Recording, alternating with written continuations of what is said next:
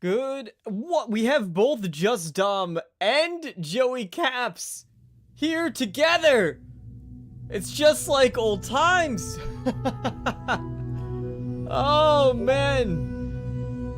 That used to be the old crew. Let me lower this for just a bit.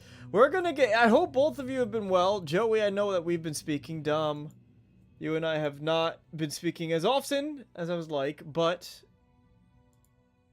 the golden era, it was indeed. It was indeed. Maybe one day they'll come back, but hey.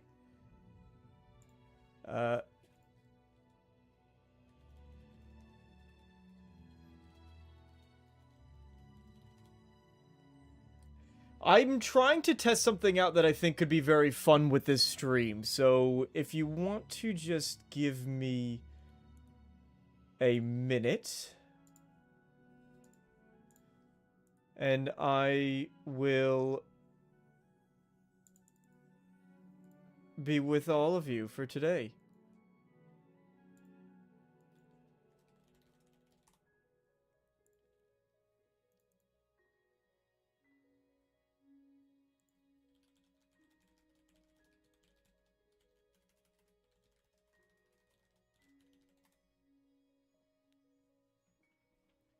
We're going to be diving into quite a lot today. We're going to be hopping into,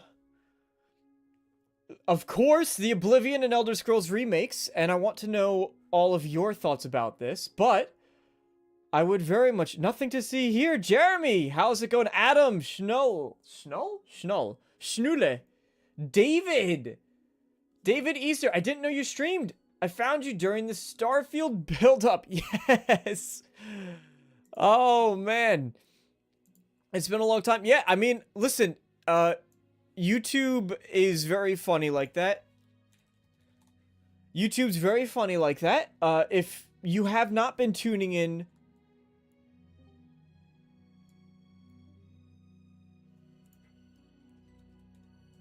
If you have not been tuning in, then you might not see any recommendations. But I have something very exciting lined up for today, which is I'm going to get some of you live on the show. That is right. I'm going to bring some of you, whoever would like to, be live in the show. So, the way that this is going to work is I'm going to send you an invite to Discord. Now, this Discord is not going to be a permanent Discord channel. Keep that in mind. However, if you are interested, because I wanted to try to do something a little bit different this time around. You know what? Let's get my face on screen here, shall we? How is it going, ladies and gentlemen? And welcome to the show, Push Start Podcast. I don't think I actually labeled this episode. I think we're on number 12. But if we're not, then hey, it could be 13, it could be 14. Doesn't really matter. We're all here for the same reasons. Now, couple of shout outs that I do want to give. Number one is, if you haven't already, please do, if you are at all interested, check out my review of, well, David, I also want to say it's great to have you still here. David, Jeremy, I recognize both of you guys as well from being here very, very long time.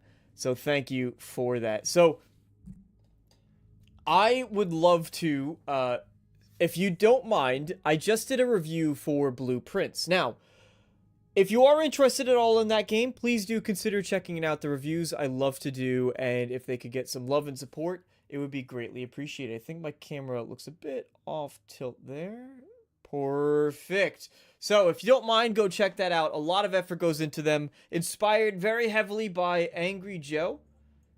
And they're a fun time. They're absolutely a fun time. So, what I want to do for this show is to get... Well, first off, I'm not sure how loud the music is for you guys. But that is some aggressive music there, isn't it?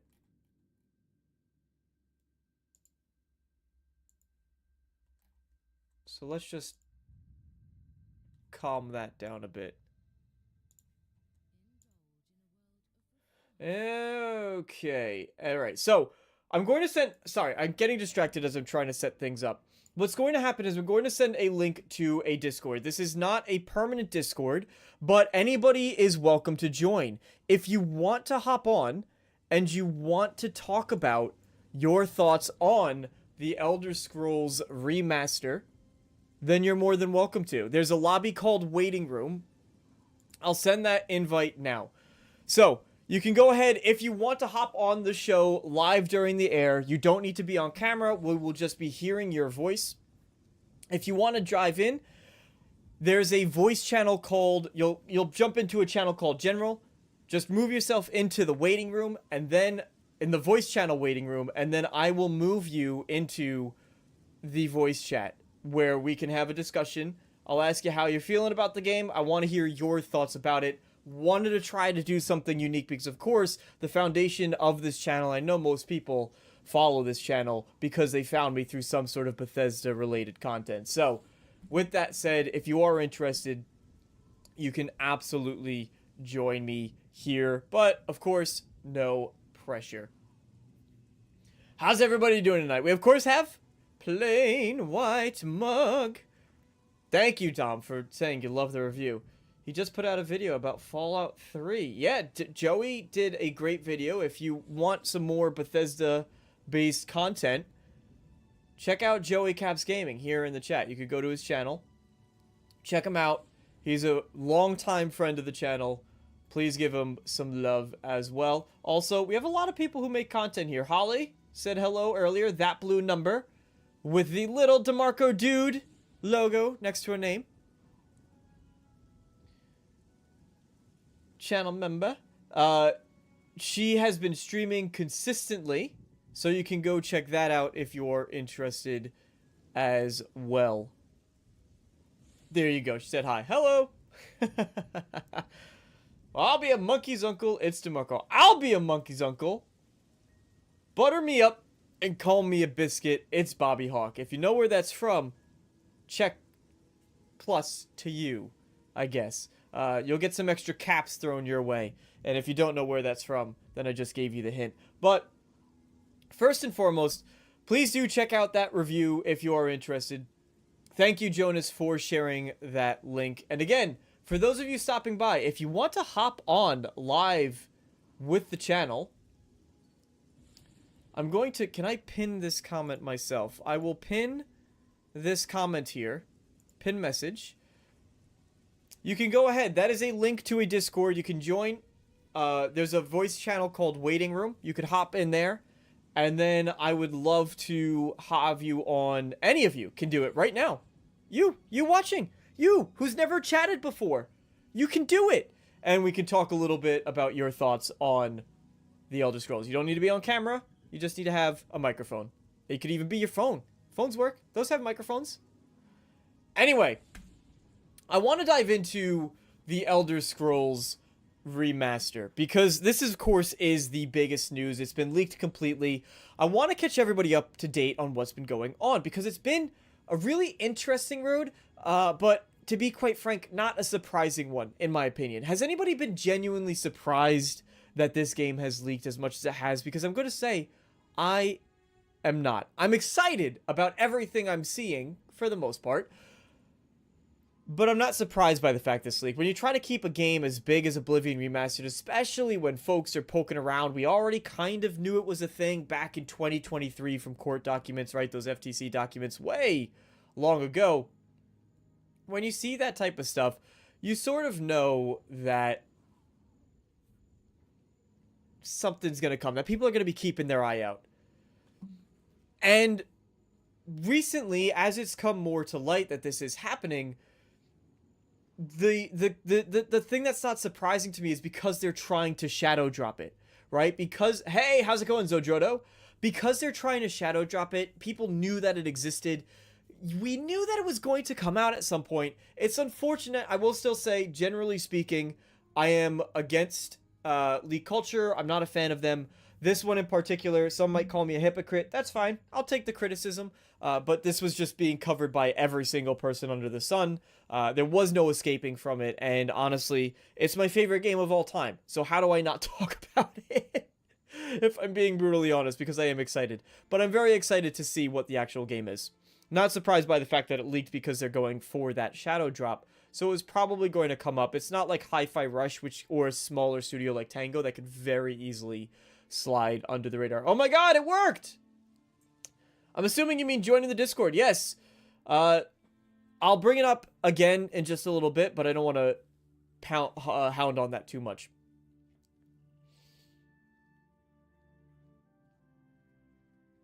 Captain Takahashi! Takahashi? Welcome. In what world did Bethesda put links to the remaster in the website source code knowing full well people look at it? Yeah, listen, this is a thing with Virtuos, actually, and it's one of the problems with working with a partner studio, right? You're working with a partner studio. Dirty hippies. Thanks, Chris. I know the comment you're referencing. So, when you're working with a partner like that, I mean, keep in mind, the original leaks, when we found out that this was Project Alter, that came from a former Virtuos employee. And at the time, it was uncertain if it was going to be a remake or a remaster. I understand why, because it's sort of tiptoeing that middle ground. I understand why they're going, first off, why is the game a remaster? Right? Why is it a remaster and not a remake? Because a lot of the things are going to be the same. We need to find out. We're yet to decide or learn whether or not the game is going to have new voice acting and new dialogue, right? Can they still use, I'm assuming so, but can they still use Sean Bean, who's in that game? Probably, because of course they made it, but are they going to recast some of the voice acting that was done before? I think it would be very disorienting, for example, for a lot of folks who grew up on Skyrim, because keep in mind, the current generation, they grew up on Skyrim, that are playing Elder Scrolls games. A lot of fans that joined Bethesda found it through Skyrim, so they're going to hop into it and see a lot of these folks who are used to the different voice acting. Yeah, all the guards have the same voice, but most of the voice actors are different. Is that going to be redone? 98% chance all of the interior of the dungeons are going to be the same, aside from a couple key things. If you haven't seen the NPC, you kind of get smushed by the ceiling in one of the dungeons. You know, that will probably stay a little bit the similar in the fact that you have to have those types of traps. But what I will say is the dungeons need to be changed in order to work. But if we look at the screenshots, Oblivion basically did have 4 voice actors, you're right. If we look at the screenshots here real quick, and let me pull some of them up. I probably should have had this ready, but I'm not a good streamer, and I have nobody here to help me out. So, unless, you know, we get a call. But, I want to pull up some screenshots that I referenced in screenshots that I referenced in a video, which I do have a video where I cover all of the leaks in quite a bit more detail. But if we take a look, for example, at this guy here, and I should be able to, yep, we'll just share right over, right? If we take a look at this, these ruins are exactly the same, at least the exterior, which is very different from what Oblivion is doing. And that's why I think a lot of folks are going to be able to find something exciting about both of them. Is this exterior, you could see the ruins. I know it's probably very small. Can I zoom in here for you guys? Unfortunately, no. What we can do is this right here, right? So, blurry image, I understand, but, you know, all the ruins, the archways, the statue, right? Even this, everything, even in these Alien ruins, everything is in exactly the same places. So we know the exterior hasn't changed, which is very different from what Oblivion is doing. Oblivion is actually taking these locations, they're looking at the in-game lore and determining, okay, there was a battle here, we know that they won the battle, how did they win it? Probably because they had superior defenses, so we're going to make sure that this fort has the remains of towers that the archers would be able to shoot from, or battlements where mages were casting spells. That's Oblivion's approach, and they're doing it in a very lore-friendly way. Oblivion is not, and that arguably might be the reason why they erred on the side of saying, hey, it's going to be a remaster, not a full remake. I also, in my video, I highly recommend you check it out, but I compared the screenshots of Anvil from Oblivion in 2006 to Anvil in the Skyrim remaster. which you can see that the cities even look like they're about the same size. The distance to the gate walls are pretty similar. Now, I want to call one thing out because we have 2 people who are here, 3 people. There is a pinned chat message. I'm going to send it one more time just so it's at the top for everybody. And thank you all so much for joining. That is a Discord link. It is not a permanent Discord, but if you would like, you can join that Discord and then you should be able to see a voice channel called Waiting Room. Now, Waiting Room, if you want to hop on live with me, all you need is a microphone. You don't need to be on camera. You can hop in the waiting room, and then I will pull you on to talk live with me because I want to hear your thoughts. You watching right there. I want to hear your thoughts about the Oblivion Remaster, as well as what's also exciting, the Fallout 3 Remaster. Because this isn't just limited to Oblivion. We know from those same court documents that Fallout 3 was also referenced there, and the exciting part about that is Nate the Hate, who was one of the original people who revealed that the Oblivion Remaster was official, also confirmed that Fallout 3 is going to be coming as well. Now, some people are trying to tie this into the Fallout Season 2 release. I firmly don't think that's going to be the case, or possibly a Season 3.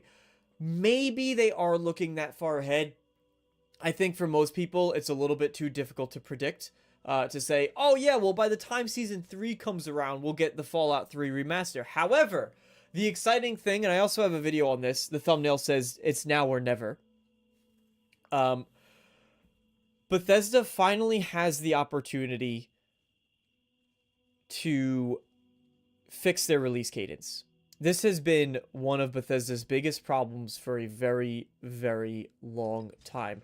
Now, it seems as though Virtuos is now on board with handling these remasters, and they're doing a good job. Mr. Matty Plays just released a video today where he talked about how Virtuos has been doing Metal Gear Solid 3. They did, I think, Final Fantasy, if I'm not mistaken. They are doing Oblivion, so they're kind of doing a good job with these remakes that, or these remasters that aren't full remakes, but they're somewhere in between. They're doing a good job.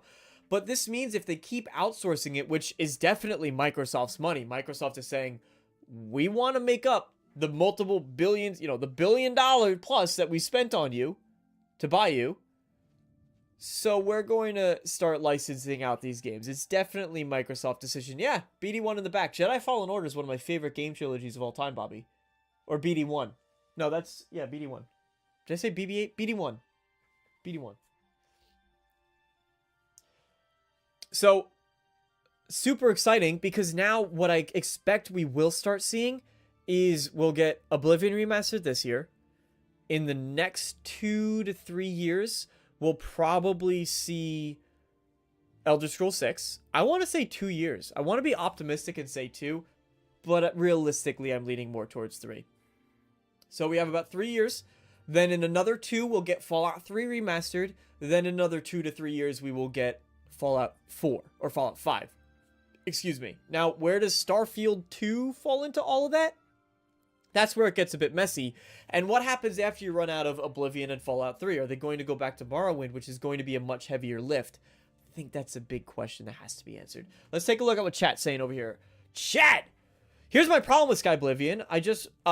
Also, I see, Zaxis, welcome to the Discord. If you want to join in and tell me your thoughts on Oblivion Remastered, there's a voice channel called Waiting Room. All you gotta do is hop in there, and I will pull you to talk with me. And we can have a discussion about it. All you need is a microphone. Hey, David, welcome. All right, David, there you go.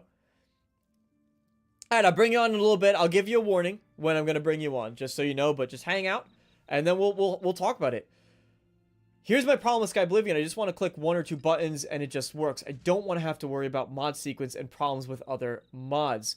So the interesting thing is, especially if you're running it with Vortex, Chris, which you should be using a mod manager such as Vortex, the very cool thing is you can actually create separate mod profiles. And what that will allow you to do is you can have one that's completely empty, and then you can have another that is that's full, right? That has your normal regular mod order. So if you just want one to run Skyblivion, you can absolutely do that. And then you won't have to worry about conflicts, which is super cool. And on top of that, yeah, as Jonas mentioned, they'll probably have an easy mod installer. Bethesda outsourcing development of the remaster is a good sign for the future. It absolutely is. Virtuos has a ton of games. They do. And the biggest concern I have, honestly, is bugs and polish, right? Because a lot of times when these outside studios get their hands on it, there can be a lot of problems there. All right. Hello, Austin. Hello, Jamie. David, I'm going to bring you in just a little bit. I'll give it like 5 more seconds. I know there's a delay in the stream, but I'm going to be bringing you in just a little bit. And then I want to hear, what are you excited about? If you're nervous about anything, you don't like anything, and what your impressions are for just the future of Bethesda. So, David, hello. Hey, what's up, man? How's it going? Awesome. I'm happy to see this remaster coming out, and I just want to say you're super well spoken. I love your content. I do some video stuff myself, but the way you do like one takes or whatever, and you're live. So, anyways, thank you. I'm really curious. Give me just 1 second here. I don't want to interrupt you, but I do need to make sure that the background music is a bit balanced for you. Okay, you're good now. Go ahead. So, Okay, what are you sure, most yeah. excited about, honestly? Like, or what's your experience with Oblivion? I guess is a better place to start. Yeah, it was my first Elder Scrolls game I played, but I was pretty young. Like, I'm 26, so I must have been 7 or something, or even 8 when that game came out. But I was playing it on 360, and funny enough, I remember when Skyrim came out, the first trailers, I didn't even make the connect that they were the same franchise until we were. I was like, oh fuck! Like, this is sorry, pardon my language. It was like an Oblivion sequel in my mind, right? So one thing I keep thinking about, and I haven't seen much like content creators mention, is what is the new character creation going to look like for us? Like, how are NPCs really going to look as well? And because things that come to mind for me are how Khajiit changed so much in Elder Scrolls Online and Skyrim. They have like a more distinct Lynx look to them, where, are we going to have the original kind of lion look? Because there are different breeds, but then same with the Argonians. Are they going to get like the David Icke reptilian frogmen that we have in Oblivion, or the cool dragon looking ones in Skyrim? So I wanted to hear your thoughts on that. Honestly, that's something I haven't even thought of too much, just because when I think about Oblivion, I just have the Oblivion style so ingrained, but I fully believe that they would try to, again, we have to keep in mind that this is supposed to appeal to the audience that grew up with Skyrim now. I think that's really what they're targeting. So I imagine that those bestial races will look more like their Skyrim counterparts, which is both good and bad. I gotta be honest, I kind of like the Skyrim Khajiit. I like how goofy they are. Same with the High Elves, right? The High Elves in particular. I know that's not as dramatic as the Argonians and the Khajiit. No, in Oblivion too, like the elves look pretty different, right? Like I'd say the dark elves as well. They have completely different bone structure. Yeah. So I'm really serious, because there's a consistency that the Elder Scrolls has kind of established since Skyrim, it feels like, in what these races look like. Yeah, and you know what? It's interesting though, because you have to take a look at what they did with the Fallout series, right? With Fallout 4, when they changed the Nuka-Cola bottles and the things of that nature, you look at it and go, okay, that's probably the way that they wanted it to be, and they just sort of hit the definitive style of it, right? Because that's why we also saw the same thing with the Fallout TV show. Of course, takes place on the West Coast, and they use those similar styles for that, right? So I imagine that as they sort of get newer technology, that they lower David's volume a bit. I'm just too excited to talk about Oblivion. There you go. As they sort of get newer technology, they will probably go with those newer versions. But it's super cool that your first game was Oblivion, because that was my first Bethesda game too. Like, I tried Fallout and I hated it when I first tried it, Fallout 3. Yeah. And then I remember distinctly getting into Oblivion, and it was like the coolest thing in the world. Yeah, That's awesome. Yeah, no, I love the input there. So that'd be cool. Hopefully we'll be playing it next week. It feels like that's so cool. Monday. Do you have any concerns? Do you have any worries about it? Since it was one of your first games as well, right? It obviously holds a very special place. So, do you have any concerns about it? Like, for example, one thing I love, I don't know if you've been seeing them, but just all of the nonsense going on with the old school Bethesda bugs where, and just wonky things where they're in Oblivion and they're standing in the lava and they're just like, how are you? Yeah. Better. Yeah, like, do we want that in a remaster? Is that part of the experience? Is such a good question. And I kind of think that it's genius what they're tapping into with the meme potential of Oblivion from old, and how a ton of people who they've probably never played Oblivion, but they are familiar with this concept of NPCs, which kind of, I think like the meme culture came from the Oblivion music playing over like NPC videos of people, being kind of whacked out. Yeah. And then now when people say like, oh, that guy's an NPC, the origin of that almost, I think, comes from Oblivion now. So yeah, there's going to be a whole, like, it's the marketing of it is smart in that regard. In terms of like, so the jank, should it be there? I think it will be. Whether or not they've reduced it to be, I don't know. I feel like it might just be the same game with the code of graphics. I know they've made some changes we've heard about, but for the most part, like that's iconic. Like you said about the voices, yeah, that would be one of my concerns. Yeah. Like, I forget the main guard. His name that you is it Barrick or something like that? That's a Starfield guy. Oh my God, Wes Johnson. Yeah, there's just certain characters like that you couldn't change the voice up, right? And so even though they're used across so many different ones, but it'll be exciting to see is Patrick Stewart gonna have new voice lines, or I don't know if he'll redo them, or no, probably not. But like, what will his character even look like is a fun thought for me in a new creation engine. Because I will say, in Unreal Engine actually, I'm not a fan of the Starfield models comparatively. Like they feel a lot less stylized in terms of they almost look like metahumans. And it's becoming too homogenous across games. The kids' that faces were terrifying in Starfield. yeah. So yeah, hopefully in Unreal they have like maybe importing custom stuff. It kind of comes to mind watching Warcraft Reforged when they kind of outsourced some stuff. But now that it's one studio, that has a vision for it. The goblins look really cool, for example, and it's interesting that we haven't gotten any. Yeah, they're like my favorite. Like I remember those are kind of instilled a love of goblins in me playing this game. And those are like, dude, going through and fighting the zombie, or what is it, the order of? Like you get the rat, the zombie, and then the goblins in the intro there. Oh, I love it. So I am in the middle of like doing some tasks here work-wise, but I wanted to hop in and ask you. So thank you for having me. But this has been an absolute pleasure. Thank you for joining. You were the first one. You're the first ever guest that's not like a friend of the like a person I talked to offline. But we should be talking offline because I love your takes. I love your opinions. So let's keep in touch. Yeah, cool. Thank you. Yeah, have a good day, everyone. I'll be watching your stream still. Nice. Peace. Take care, David. Okay, let me go through chat. So I think this is a pretty cool idea, actually, because the first time I've ever tried something like that. Thank you for joining, David. Super fun. I should have done this sooner.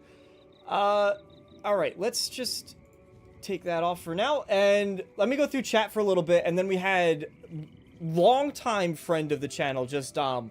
And I can't wait to speak to you again, Dom. So I'll get you on in just a little bit. But it's 2 parts Creation Engine, 1 part UE5. It's probably the other way around, actually.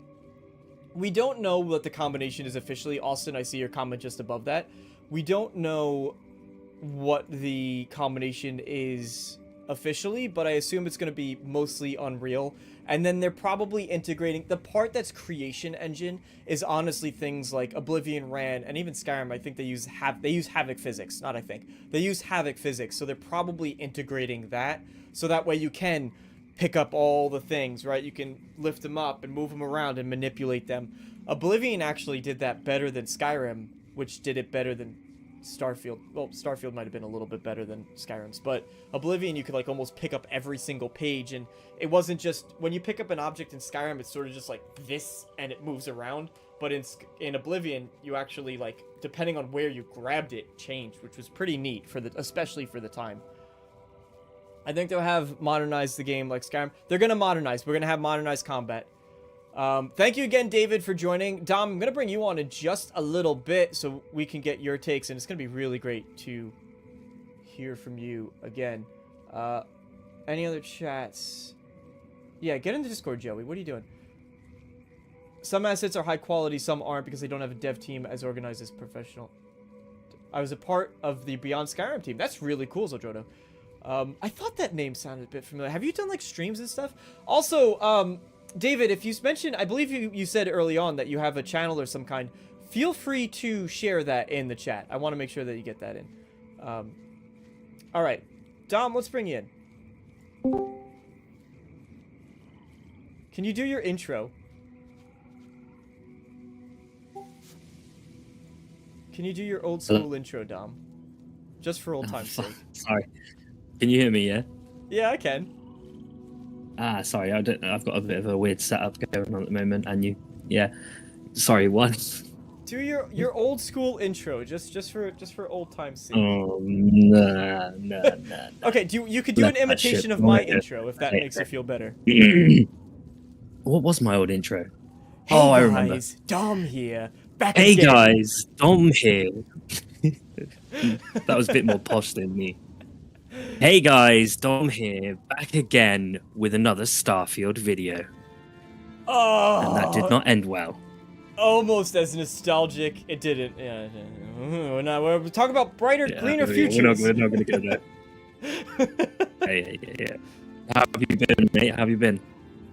Good. It's been a very long time since you and I have actually spoken, but I'm really happy that you've been kind of poking around a bunch. I'm really happy that you've been, commenting. I've seen your comments. I've seen you stopping by chats. Let me just update the stream a little bit. We were supposed to do this live together at one point. You were supposed to be my co-host. Yeah. For the show. In the golden era, yeah. When I had Golden time to do things like that. So, what have you been playing?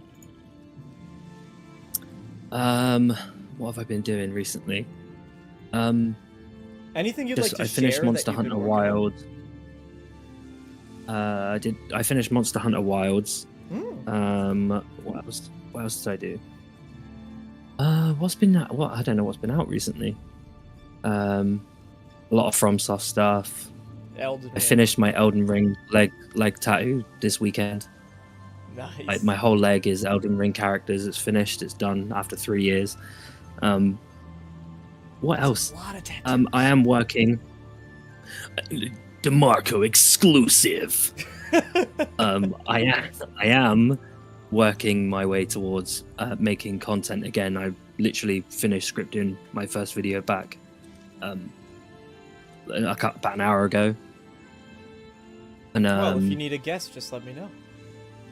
yeah, but I will say I am probably going to start a new channel just because I don't really make Bethesda related things anymore, so I just feel like it's better to come back and start something fresh and not really be worried about what I upload. It's kind of going to be like a channel for me, basically. Like I'll upload creative things. Sometimes it'll be gaming, sometimes it'll be like a vlog story that's cinematic, or just a bunch of things that I want people to kind of come away from my videos and be like, oh, I kind of know what this guy is like, and you know what I mean. Yeah. You've always Anyway, had that I'm creative waffling. drive to try to do something that stood out a little bit more than just like, Yeah. hey, today we're talking about the most recent in Bethesda did this, and Todd Howard took a 7-second pee today, which is longer than his average of 6 seconds. Yeah. Anyway. I went on a job list. Let's not. So I'm Have very you- excited. have you been That's a listening? breaking story I exclusive. watched a review last night. That's a breaking story exclusive for this channel that Just Dom is going to be making his triumphant return, and I can't wait to hear and see whatever you have coming. Oblivion Remastered. Excited? Not excited? Concerned? Worried? I know you're more Fallout than Elder Scrolls, but... No, yeah, but the thing is, Oblivion has my heart because that was the first Elder Scrolls game I ever played, and it's the one I'm most fond of because of its incredible side quests and faction quests. I think it has some of the best in a lot of RPG history. Yeah. Those early faction quests and stuff, like obviously the Dark Brotherhood quest line, Lucy and LeChance, Mage Guild quest line, and just there's so many moments that in Oblivion that just have you going like, who thought of this quest story? Like, it's so wacky and out there, but yet it works and is creative, and it's just there's so many moments that you just don't expect. And I feel like a lot of more modern Bethesda games like they don't have that creative writing anymore in their side quests anyway. But like a lot of other franchises, I still feel like haven't cut that kind of wacky side of Oblivion that I love. So I'm very excited. The only thing I would say that I was a bit like about is just the color of the world, but that's only a screenshot, so I can't really judge that. Yeah, And that's mine as well, right? Is can because I know that some people are going to come out and be like, "Oh, it looks better this," right? It's all preference, but for someone like you, for someone like me, for someone like David, I'm sure as well, we have this perception that Oblivion was very vibrant. Like there was a ton of bloom, the greens were lush, and then you look at some of those and you go, did they understand? Which is interesting because I actually put out a Reddit post where I put side by side Sky Oblivion, original Oblivion, and Skyrim Remaster, and a lot of people, I mean, Reddit can be vicious, as we both know, but a lot of people had mentioned that they actually like the remastered look a lot better. Now, I see different things. On Twitter, I see a lot of people want the original. On Reddit, I saw a lot of people like the more yellow and brown overtones. In my fantasy, I like the lush greens, especially for Oblivion, because I think it helps, it helps provide that fantastical feel. I don't want to play a fantasy game that feels like, I should say, I don't want every fantasy game to feel like I'm going through grunge and muck and everything is dark and brutal and horrible. I love that in Elden Ring. I love that in The Witcher.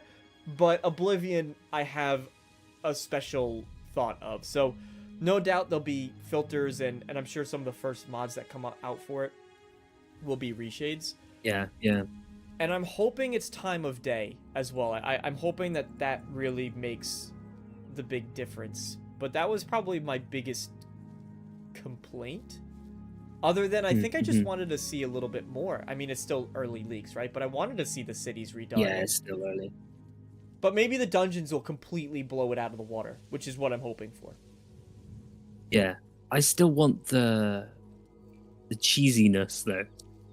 Like, I still want the NPCs to be, like, weird. That's what I was just saying to Bobby. Or to David, sorry. Like, it can...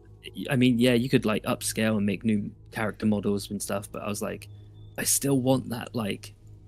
There's 4 actors for every voice actor in the game, and every character in the game, and, you know, those weird moments that people love and know. Yeah. Got to, because like, I think people will complain too much that if they change it too much, like, I think that adds to the charm as well. Like, it's a serious game, but it's almost not taken. It's almost like fun to play instead of like a very serious RPG where you're like, oh no, I need this build and this kind of, you know what I mean? Like those moments kind of like lighten up your. Do you think they'll change time? Do you think they're going to change because one thing I liked about Oblivion, personally, I really liked the way that the skill system worked, where you kind of get locked into a class. And so for those of you who don't know, Oblivion, the way their leveling works is you have major and minor skills, and you select 7 major and then the rest are minor. And you only level up by practicing the major skills, and it does sort of lock you into a class. Which, of course, I look at a game like Baldur's Gate, which was very well done because it was based on D&D, but when you play a cleric in D&D, you get different spells than a warlock or a sorcerer or a wizard, and I love that because it makes everything feel unique.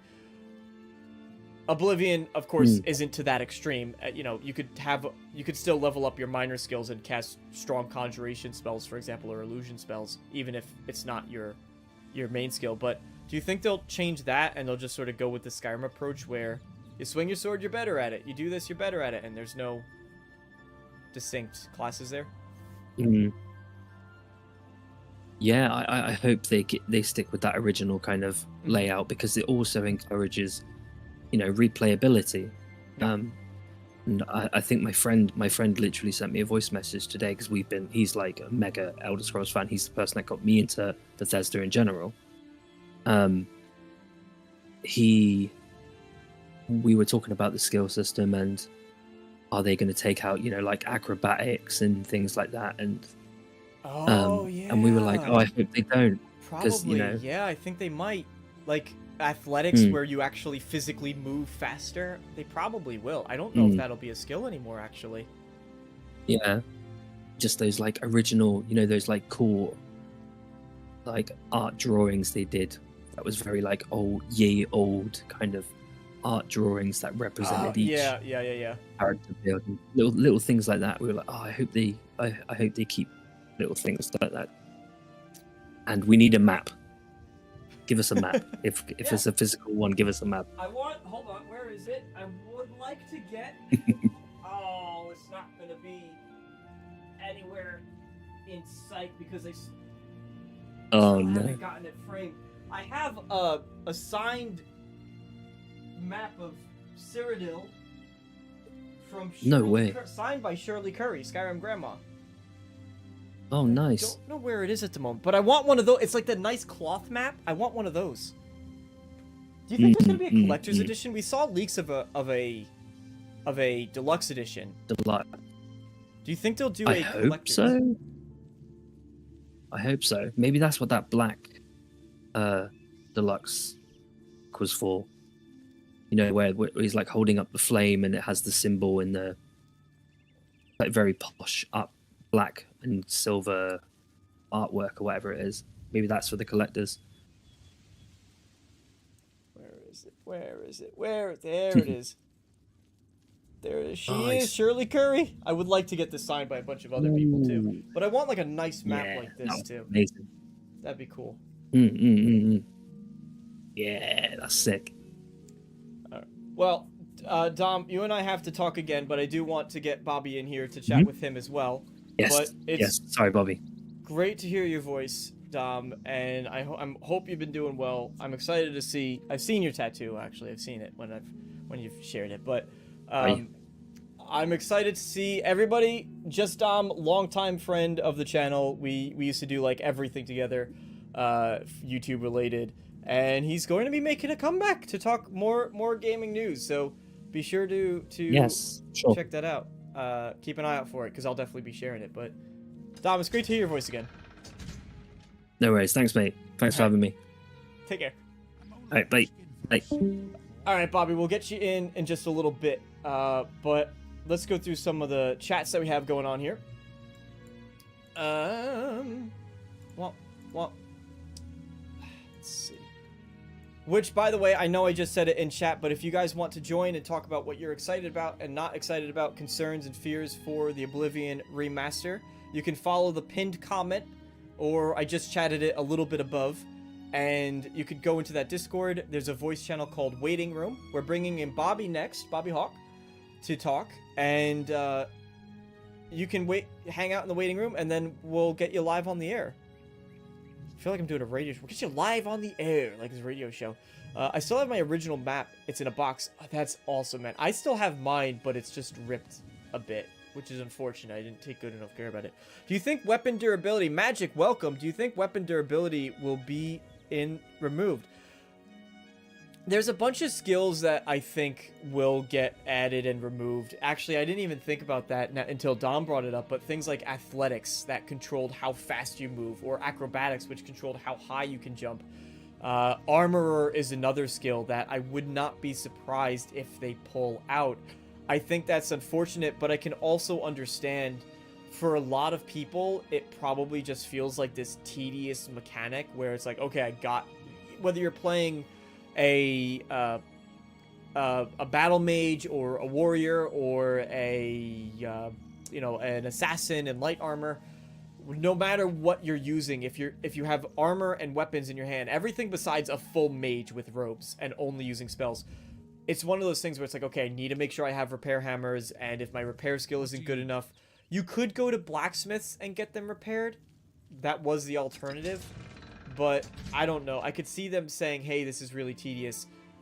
If that is the case, I hope someone mods it back in, because I liked that. I liked all of that stuff. I think that as they remove some of these things, they don't enhance the experience, right? A lot of people comment the dumbing down of Bethesda games, and I think a large portion of that is because they take out these mechanics that seem tedious, and for some people they are, absolutely, but you have to find ways to make it a little bit more convenient, right? For example, one of my favorite mods for Skyrim is called Honed Metal, and Honed Metal lets you go to the blacksmiths and say, please craft me this weapon, and it will automatically, when you buy it from them, or tell them to craft it, it takes a couple in-game days, and then you'll get it at a level, right? Epic, legendary, enhanced, whatever the levels are for Oblivion weapons, or Skyrim weapons, excuse me. You'll get it back in relation to what the blacksmith skill level is. So there's ways to do it and make it still convenient. And exactly that, right?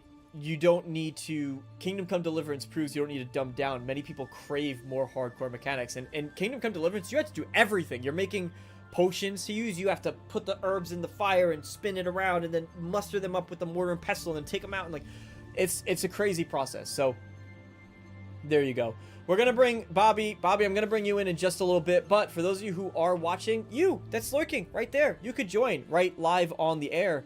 And you can hang out with me. And we can chat. I want to hear what your thoughts are on the Oblivion Remaster. So there's a link to Discord in the pinned comment. You just join into that Discord, hop into the voice chat waiting room, and then I will bring you in. I'll let you know before I do, but I'll bring you in. So Bobby, gonna bring you on 3, 2, and... Nice, Bobby! I don't know if that was you and you just weren't ready, or that was me. But whenever you're ready, you can join back in. It just kicked you out for some reason. Maybe it was a little bit too long. And it was just like perfect timing for that. But whenever you're ready, just join into the waiting room again and I'll bring you in. Unless you're just trolling me. In that case, well played, sir. So my biggest concerns for the Oblivion Remaster, before I sort of jump on. I do want to give some other people the opportunity to join if you want, but I will say one of my biggest concerns is the lighting. I like the more fantasy feel. I understand that's going to come down to preference, and there will be reshades that come out pretty much instantly. So that's covered, which is fine. The other thing, too, is I would have liked to see... I know that we talked about this on Tuesday on the Renegade Realm podcast, but I would have liked to see it be a remake for the sole reason of I would have liked more content. All right, Bobby, I see you joined there, so let's bring you in. Welcome! How's it going, Bobby? Hey, can you hear me? Yes, I can. And I know, Bobby, do you want to tell me a little bit about, before we get started, I know you've been streaming some stuff on your channel. So do you want to tell me a little bit about what you're doing? You have a channel that you want to talk about for a sec? Sure. I've just been pretty much streaming random stuff on, to be honest. I'm still new at the content creating and everything else like that. So it's still pretty fresh. I'm using the phone at the moment, but I've been having some issues with the Discord phone, so I don't know when it might act up. Because sometimes people can hear me, but for some reason my phone doesn't allow it where I can hear you. Oh, gosh. So, yeah, that's the only problem I've been having with Discord. Okay, well, before you can't hear me potentially, just feel free to go off. I want to know, what are you excited about for Oblivion? Are you excited? What are your big concerns, if any, for it? And what do you want to see out of it? Like, what's the biggest thing that you're hoping to get out of it? Have you played Oblivion before? Yeah, I have actually played it back on the 360. Nice. My first time playing it, one of the Elder Scrolls games was actually Morrowind on the original Xbox. Ooh, OG. Yeah. I never finished that one all the way, but I definitely finished Oblivion. But I haven't played it in a very long time, so my memory for it is a little hazy, except for the little part where you have to defend the town against the gates. And I'm hoping to see, like, it actually shows the fire gates opening up with the little burning eye, and then it opens up completely fully with a bunch of monsters coming out of it. Oh, yeah. I'm definitely anxious to see if the goblins are ankle biters, or if they're actually as tall as they were in the original. They looked like it. We got that one screenshot where, even though he was up in the air, I think if somebody took the time to sort of level him out, you would kind of see that they're going to be ankle biters. I think they got that one covered. Yeah. I wouldn't be surprised, actually, if they're just sort of using the, oh god, what were they called? The knockoff goblins in the Skyrim DLC in Dragonborn. Shoot, I can't believe I haven't played that game in a long time. There you go. I don't know. Reiklings, thank you, Jonas. I can't believe I forgot that. The Reiklings. But yeah, they're gonna be ankle biters. That would be good to see. What do you have any, like, do you have anything in particular that, so this is a remaster, but it's somewhere, like I was saying, I feel like it's somewhere in the middle. Is there anything that you say, hey, this is what I absolutely want to be improved? I would definitely want the level system to be better, because I remember in Oblivion you had to rest at a tent or a bed just to level up. Like you could hit the max experience, but then you had to rest in a bed to actually get that experience. I hope it has it like Skyrim, where each time you kill somebody, you know, like a normal RPG nowadays, where it actually levels you up. That's a good one. That's actually a really good one. It's funny too, because I think in the there was a creation that came out for Skyrim that was the survival mode, and if I'm not mistaken, that actually added back the need to sleep in order to level up. I think. So there was a demand for that type of mechanic, but I absolutely get why. Might be acting up on me. Oh no, acting up. All right, well, tell me, I won't go too long then, but feel free to go off, if you can hear me, about sort of, do you have any concerns at all? All right, I think we're losing Bobby, so I'm going to wait for a bit. Let's go. Well, hello. I can hear you on the stream, so I'm just going to put you on there since my Discord's acting up. No worries. All right, so why don't we just, do you have any major concerns about the remake that you're like, ooh, I don't know, or...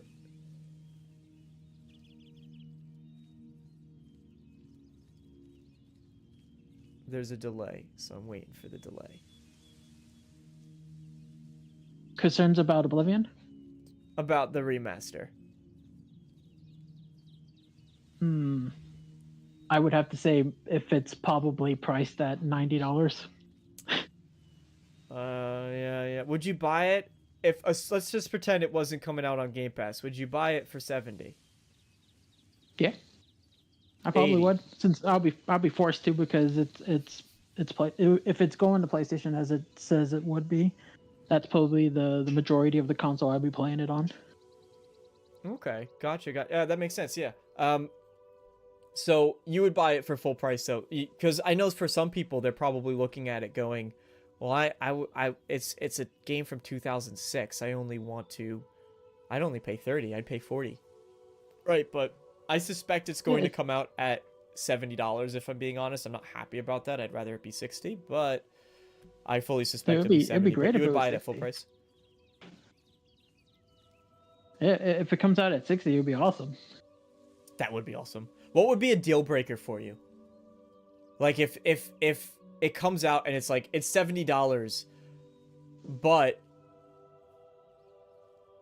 what would be the thing that you say, because of X, I'm not paying $70 if they don't do this, or they chose not to, or they ruined this part of the game, right? Or they changed it too much for me that I'm not paying $70. Do you have anything that comes to mind?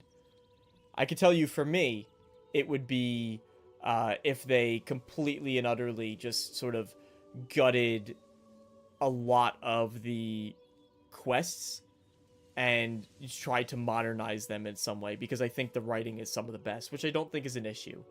They're not probably going to do that, but... I was gonna say if they made it where you just get the standalone game and not the expansion parts for it, because didn't it have like Shimmering Isles and something else with it? Yeah, when you play yeah, that might be in that deluxe edition. That was the current rumor. Yeah, I could see that being a pain. But, you know, they are the people who are responsible for DLC. That's true. That's true. If they decide, I know that there's sort of the running joke where they put in, if they didn't use yes, David, if they didn't use Jeremy Soul's music. Welcome, Gauss, by the way. Happy to have you here. How far out is a Fallout 3 remaster? I will get back to that, and if I don't, please chat it again, which is my way of making sure that you stick around for a bit longer. No, so if they didn't use Jeremy Soul's music, I would love, actually, I think the best thing that they could possibly do, I wanted to bring this up, I'm glad that you brought this up, David. The best surprise for me would be, because Bethesda and Jeremy Soul had a couple allegations against him, where, I'm not going to get into them, but he had a couple allegations against him, and Bethesda distanced themselves from him. But if nothing ever came of those, as far as I know, so if they actually brought Jeremy Soul back to do some new tracks, ooh, now if they take it away, I agree. I think that'd be a deal breaker if I'm not hearing that classical Oblivion soundtrack in there.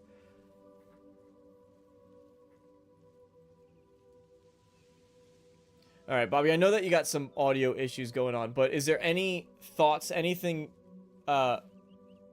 you would like to share? If Bethesda were listening right now, what would you like to say? Todd Howard is in the chat. That's actually who Jonas is. It's just Todd Howard's alias. Is there anything you want to say to Todd Howard? Yeah, leave in some of the bugs. Is there one in particular, or just generally leave them in?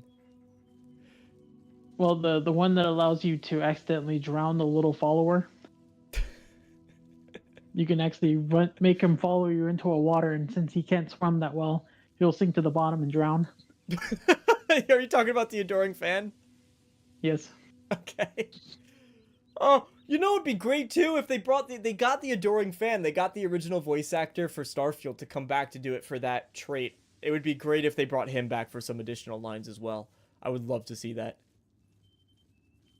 They probably will. And then you use the bug to drown him. There was also a duplication glitch. I don't know if you know this one. One of my favorites that I always used was you would pull back the bow. This is a little bit more complicated, but you draw the bow, then you would drop an item twice out of you'd hit the drop button twice in your inventory, and then you would let go of the bow after you come out of the inventory, and that would duplicate the items in your inventory. And I think it was either based on the amount you had or the amount of arrows that you had. I'm not sure which.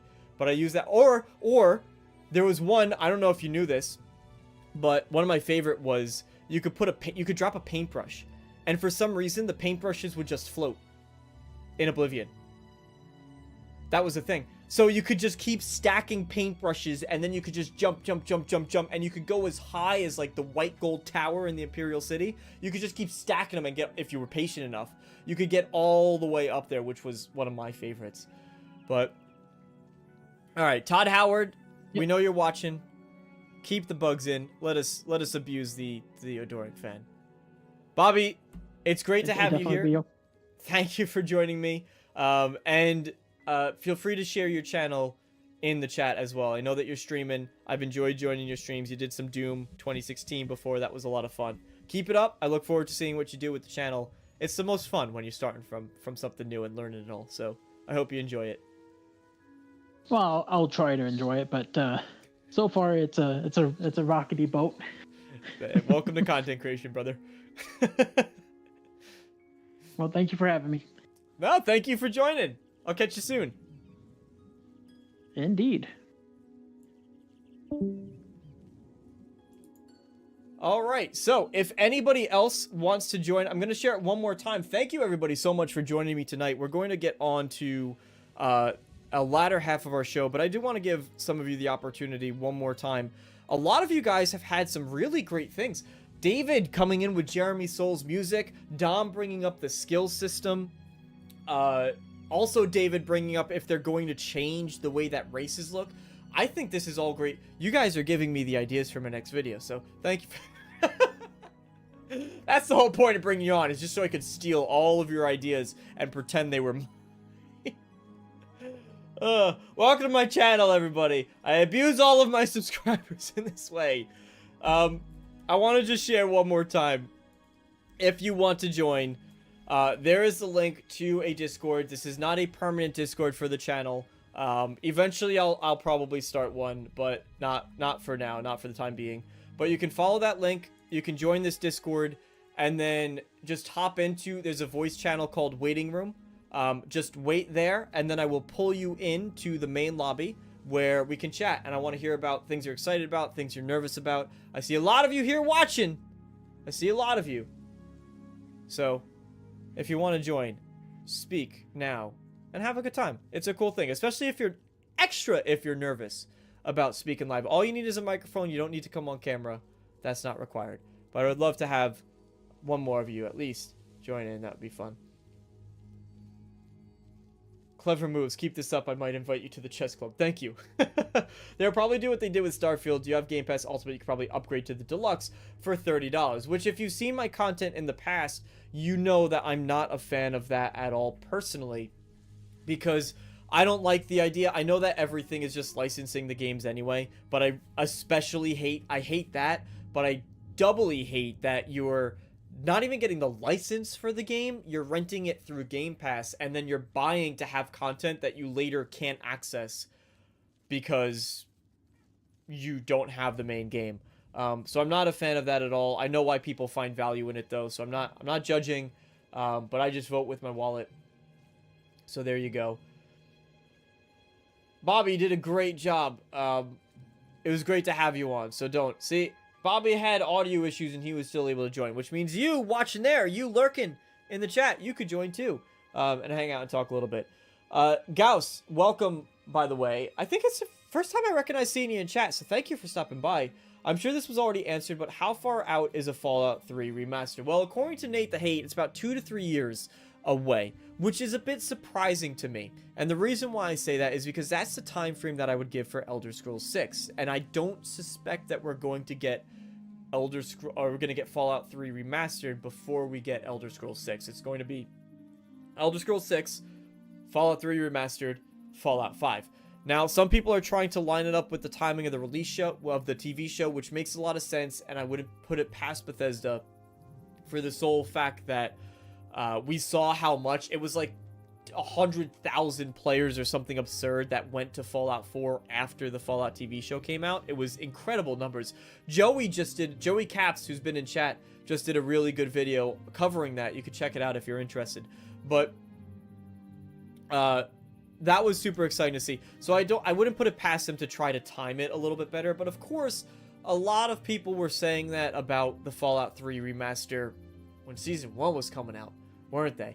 So, or even, I think maybe it would have been, it might have been, what is it, just timing Fallout 76 content. It turned out nothing aligned with the Fallout TV show. They might have put it on sale. They might have put the game on sale during that time frame, but there you go. So 2 to 3 years, I don't think it's going to be 2 to 3. I suspect it's going to be closer to like 5 or 6 if I'm being brutally honest. Maybe if the shortest time frame I would put it at is, let's assume we get Elder Scrolls 6 in 2 years, which again I think it's going to be closer to 3, but let's assume we get Elder Scrolls 6 in 2 years, which is possible. I'm not ruling it out. Then I would suspect the earliest we would see Fallout 3 remastered would actually be somewhere around 1 year later. Right, which even then I think is kind of pushing it. You look at what Bethesda is doing with Starfield DLC and just how long that's taken. Now, mind you, Starfield is interesting because I think they're really trying to pivot the design of that game. And I think whatever DLC we see for it is going to be dramatically different than what we get, but than what we have gotten. But we have to wait and see for that one. So overall, I was also expecting that we might see a little bit about the Oblivion Remastered today. I was wrong on that. I was really feeling it, but apparently, as Jonas pointed out on Twitter, it was just constipation, unfortunately. I had a gut feeling, turned out to be constipation, so there you go. However, what I will say is the current leaks say it's coming out on Monday. It very well might be a shadow drop. Also, for what it's worth, some of you might not have heard this part about it, but there were some leaks that came out a bit more recently, which users found by going through the source code on the Bethesda website, that Oblivion Remastered was there as well, because they were trying to sleuth around and they found something. So again, definitely legit if there was any doubt remaining, which there wasn't. But it is going to be coming probably Monday. And if it doesn't release on Monday, that might just be the formal announcement and then possibly a Tuesday release. It's going to be one of those 2 days guaranteed. Going to be one of those two. It's either going to be a Monday announcement, Tuesday release, or it's going to be Monday announcement and release simultaneously. So we have a very exciting post-Easter weekend coming up. I would say like the 2% chance that they say something tomorrow. I say 2% because, of course, it's going to be Easter holiday. Starfield was good, but the cut and paste structures killed me for someone who loves exploring. Main content was great, though. I think that's most people's problem with Starfield. So there you go. But I genuinely do think, I know a lot of people. I made a video titled "We Need to Talk About the Future of Elder Scrolls," and a lot of the comments on that video ended up being, Bethesda's dead. They haven't made a good game since Skyrim, and even Skyrim wasn't that good, so they haven't made a good game since Morrowind. Keep in mind, people saying Bethesda hasn't been good since Morrowind is what we heard when Skyrim was coming out. And it's also what we heard when Fallout 4 was coming out. And both of those, albeit not the, Fallout 4 in particular, not the strongest Bethesda game, but still a pretty good game, right? A good action first-person shooter. Not a great RPG, but there you go. That conversation's been beaten dead. So do with that what you will. I think that Bethesda does generally do a good job of keeping in mind feedback. And I talked about this in that video, talking about the future of Elder Scrolls, but essentially we know Bethesda confirmed this, that originally Starfield was going to have a voice protagonist. They pulled it. And that's a big change to make, if we're being honest, right? And I think they made the right move. They brought back the trait system. Starfield was unique in that they wanted to go for this grand scale. Most of us agree that was the wrong decision. Not everybody. Some people like that. Most of us agree that was the wrong decision. Elder Scrolls 6 already fixes that problem by going to probably a singular province. I know that it's been maybe High Rock and Hammerfell. I suspect they're just going with Hammerfell. So there you go. Stoked for 3 remaster and 5. I'll be an old man. We're all gonna be old, gals. Old men, old women, old babies, old grandmas. Shirley Curry said she wants Elder Scrolls 6 before she dies. Quite literally, I actually got quoted in a lot of journalism articles like IGN, GameSpot, like a ton of different places, because I went to PAX East, met Shirley Curry. She had a panel and I asked her that question, and just a ton of news outlets pulled it. I actually got referenced directly. I reached out to her and I said, "Hey, that was me. Can you put my name in there?" Because it was pretty cool. So there you go. We all want it. We all want it. So there you go. All right, I want to talk really briefly. I don't know if there's more to necessarily say about Oblivion Remastered or Fallout 3 Remastered. They're both coming. They're both going to happen at some point in time. But thank you, Jeremy. Someone else already did. Yeah, someone else already did. Holly will be streaming the remaster. I'll be streaming the remaster. We all know that Holly's cooler than I am, so you guys can all go check out her stream while we stream it simultaneously. Put both on at the same time. That'd be cool too. Exactly, guys. Exactly. So I think Bethesda will learn. I don't know if there's anything more to be said. I want to see the interiors redone. I do want to see new voice actors. I know Dom said you want to see that cast return. I want some of them too. I would love some new music to be there as well. That would be pretty cool. I think we'll get We'll definitely get new interiors. They can't leave that the same. Probably new voice actors as well, which is good and bad. I say probably new voice actors. I'd say 50-50 on that one if I'm being honest. Again, it's a remaster. That would probably be the remaster part of it, wouldn't it? Is they're not recording voice lines. That would probably be the remaster part of it. So, yeah, there you go. Dom, you might get your wish. But also want to see what they do with any new content. Any new content, any new quests, that would be really cool. Or are they just porting it 1-to-1? Again, that would probably be the remaster part of it as well. So I don't think I have anything else to say about that. I wanted to bring in Exodus, though. I'm going to leave that Discord. You can still join if you want to have some last-minute thoughts. Or if you just want to chat. I'm going to leave that link open for people to join. Again, it's the pinned comment. You could join the Discord. Hang out. There's a voice channel called Waiting Room. You don't need to have a camera. Just you could be on your phone. It's totally fine. And then we could chat about it. Yeah, when we were watching and he said 1,000 planets, that was my biggest fear. I got criticized so heavily because I was a person that kept saying, you don't need to have 1,000 planets. Dom wants to join again. I'll let you in, Dom. We could chat again. You don't need to have 1,000 planets. I said keep it minimal, keep it small. I think that would ruin the game for a lot of people. A lot of people argued with me. They said, oh, you just don't like space games. You don't understand. That's what they need to do. And I said, no, I just like Bethesda games. I want a good Bethesda game. Guess what? Turned out I was kind of right on that front because a lot of people didn't like Starfield for that reason. So they should have kept it smaller. I was incredibly upset when they did that. Starfield should have been a bunch of regions, but there you go. All right, Dom wants to share something, so we're gonna bring Dom back in. I missed you too, Dom. Don't worry.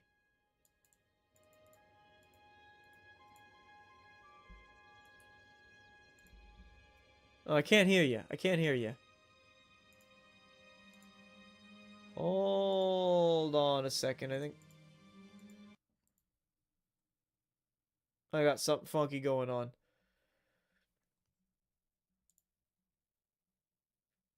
I think I got something funky going on with my... Unless you're just trolling me, which I wouldn't put it past you, Dom, to just be trolling me. Alright, give me 1 second while we try to get Dom audible here.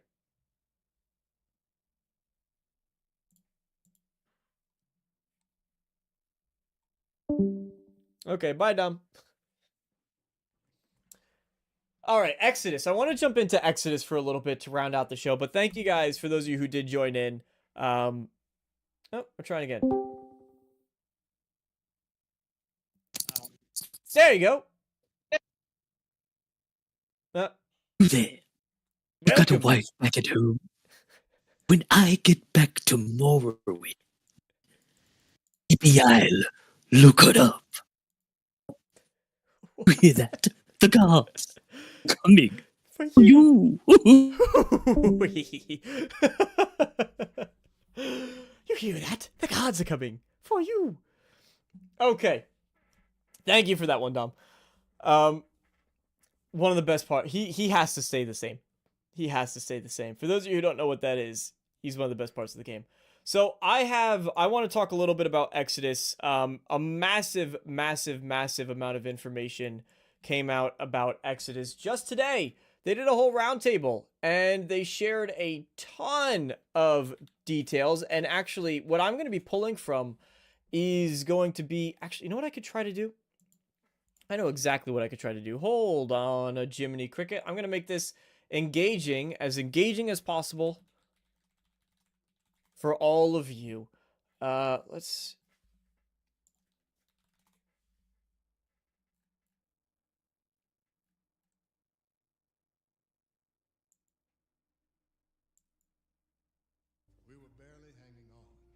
I'm going to pull this over here. We're going to do a little bit of that, and a little bit of this, and a little bit of that. And give me 1 second, ladies and gentlemen, in chat. There we go. So we're just going to pull that up for you so you got something to watch. So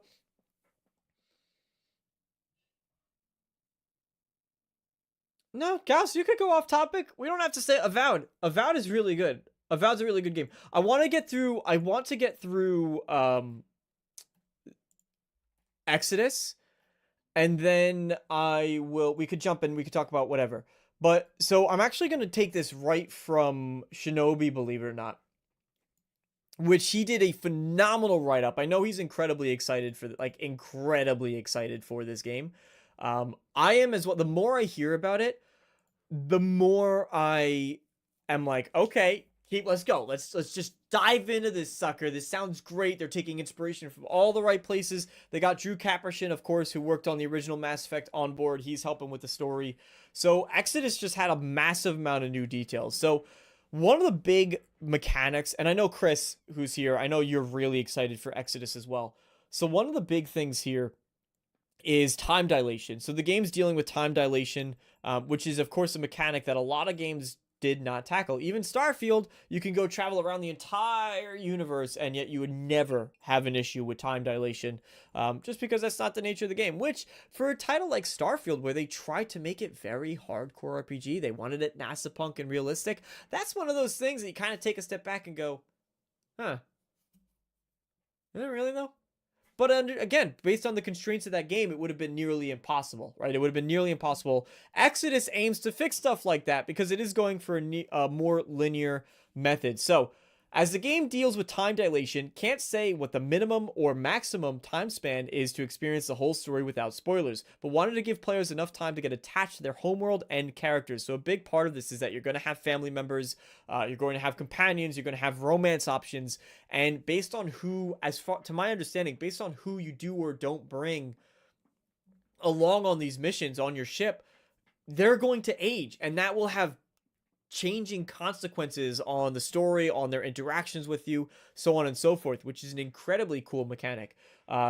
Things advance at a rapid rate after the initial mission. Centuries may have passed by the end, so we're not talking about just like, hey, a couple years went through. You're talking about sort of interstellar level of change that can potentially happen, which is, again, one, amazing for Exodus to tackle because it's not been done before. And I think that's really going to be a mechanic that a lot of studios should try to look at as far as replayability. I've said this before about Clockwork Revolution, a game I'm hoping we get in Summer Games Fest, which, by the way, Summer Games Fest is like 50 days away. Just so you guys know, we're getting Oblivion Remastered, we're getting Expedition 33, we're getting Doom the Dark Ages, and we're getting Summer Games Fest. And this is just, I don't know how to keep up with anything anymore, but it's gotten me very excited, A, to be making content again, and B, just for gaming. Just for gaming. I know there's still some crappy things going on, like Ubisoft working on a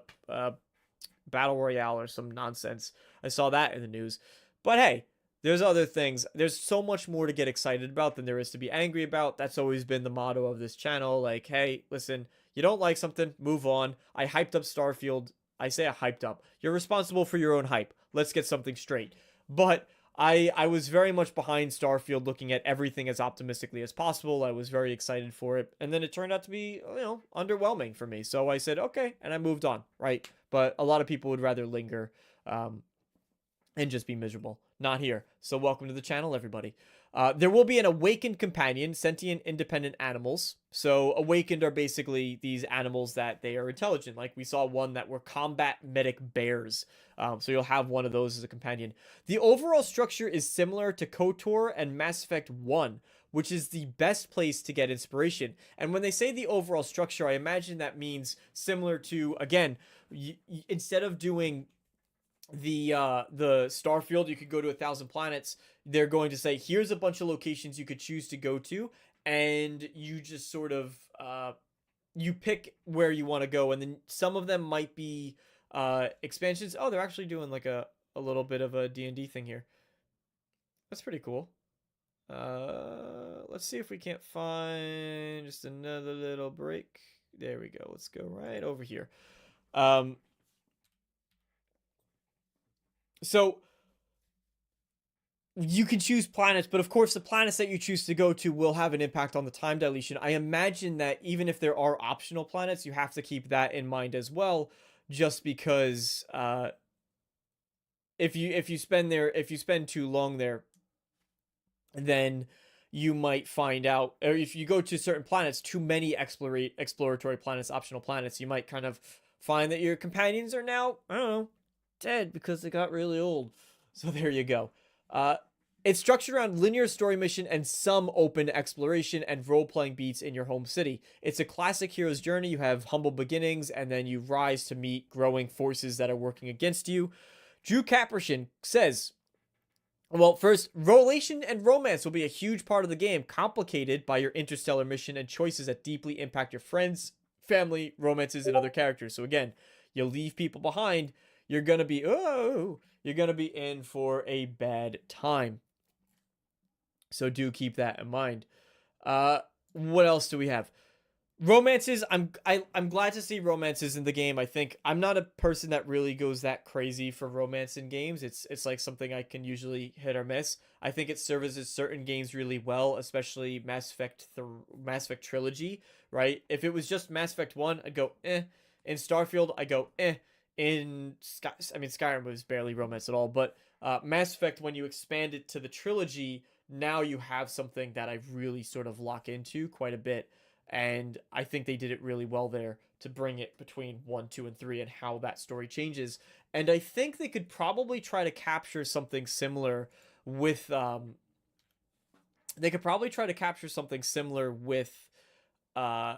Exodus, because this is taking place over multiple, generations, multiple centuries, so they can try to make it feel like 3 games in one, just based on the time that's passing and seeing those relationships grow over time. I think that's a really powerful mechanic as far as how you resonate with certain characters. I want to take a break just a little bit and check chat here. I do hope in the game you can customize your own character. I hope so as well. I'm actually not sure. Maybe Chris would be able to answer to that one. He says Exodus will either be a great game and I see you waiting in Discord, Chris, as well, so I absolutely am going to bring you on. So maybe I'll wait to read that comment there. Paying for a game incentivizes me to play it. I got Game Pass at ruined games, so I might get rid of it. Your mic's not working. Okay, well, if you want to try to figure that out. Dom! Thank you for stopping by. It was great to hear you. Hey, guys. Dom here, back again with another Starfield video. Eventually, maybe in the future, we'll get another Elder Scrolls or Fallout 3 video. No, whatever you work on, I'm excited to see it. I can't wait. Dom, it's a pleasure hearing your voice again. And it's so nostalgic hearing that intro. Let me know if you get your mic working, Chris. I still remember Matthew McConaughey came out on stage and was like, do you love space? Do you like space? Do you think space is cool? No, I hate space. Matthew McConaughey. Get out of here. Some other details. Drew Capershin. For me, it's more about the story is shaped by your travel, how your journey affects you, your home, your companions, your allies, your enemies. What's the point of travel if consequences? What's the point of travel? What are the consequences and how will that change your experience as a player? So diving really deep into that choice and consequence, something that I think a lot of games try to do. Obsidian has kind of been held as a pinnacle of choice and consequence, I think, lately. Not as much with Avowed in the way it handled it, but we know that went through some design changes, so I think that had a bigger impact on that side of the game than we might have realized. BioWare, of course, used to be that, and now Exodus is a lot of former BioWare devs, so hopefully they can kind of bring that back, especially if they're going with Mass Effect 1 as the inspiration, and Knights of the Old Republic, 2 beautiful places to kind of have impact and choices play into it. I was saying before, Clockwork Revolution, I think, is a really good example as well, because it incentivizes replayability just based on, it incentivizes kind of big changes and variation. Instead of having multiple tons of expansive levels, they can use the same general framework, and then just whether you're in the past or the present, it changes the level quite a bit, right? So I think that's a very interesting way to get variety in your games, to make games that feel larger but are in actuality like a little bit smaller, because they can reuse a lot of that same kind of map or that same stage in a way. Of course, it needs to change a lot, but the framework is there, right? Deathloop actually did something very similar.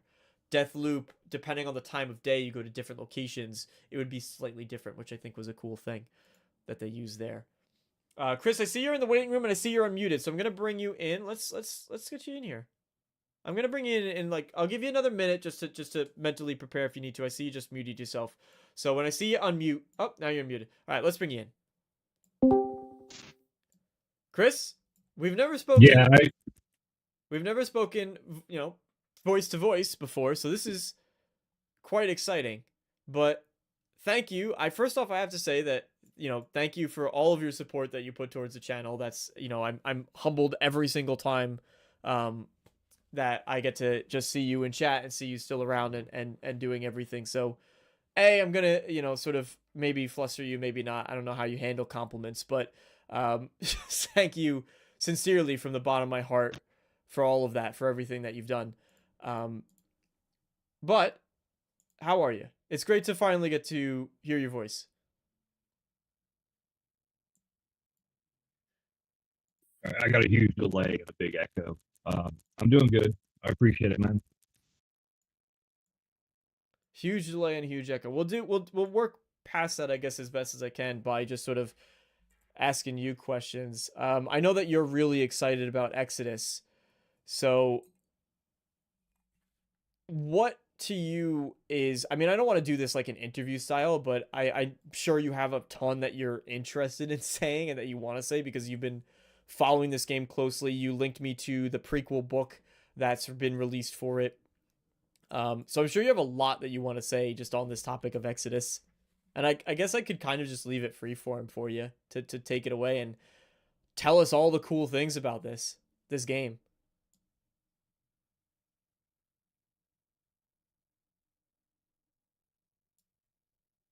Yeah, I think it'll be cool, just the whole theory, because even when we played Mass Effect earlier, like it didn't touch any of this.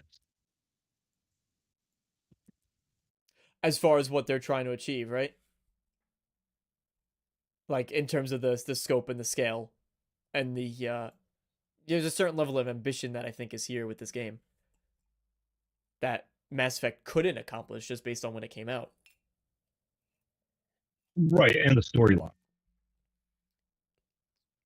And the storyline. Like, how many games can you think of that touch this like idea? No, that's what I've been saying, right? Is I don't think there's not a single game I can think of that's tried to, maybe, you know what, I can actually. I could think of one. Dwarf Fortress. Never played it. Okay. Dwarf Fortress. It was a isometric, but not in the style of Baldur's Gate like 3. It was actually, you were just looking top down. Total bird's eye view, looking down at everything. And it was all, there were no graphics. It was just symbols, like 2 hyphens on, or 2 like squigglies, tildes stacked on top of one another would be like, that represents a tree. Or it would have like a backslash, that represents a stream. So there were no graphics, but basically the way Dwarf Fortress worked is that it would simulate thousands of years of history before you even started. And then you're just living in this world with ruins, civilizations that rose and fell, and you're just sort of plopped in the middle of all of this. But even then, and then you could last generations, right? As long as your dwarves survive, you could just keep perpetually going. But that was a game only recently, it's been probably about a decade, that they actually made a version that has graphics. But that is the only game that I could think of that goes across such a vast time frame. And again, it had 0 graphics. Right. It's like, I like the idea of, I guess, more realistic type space stuff.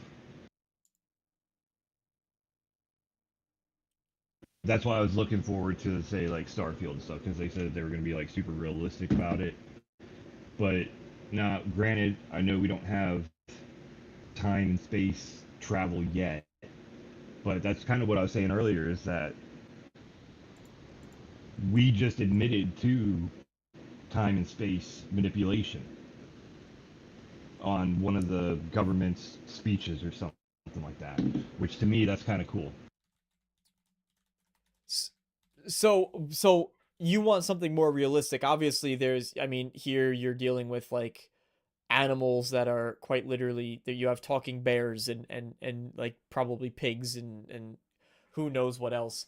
Um, you could see that this game definitely, and you have like space lasers going off.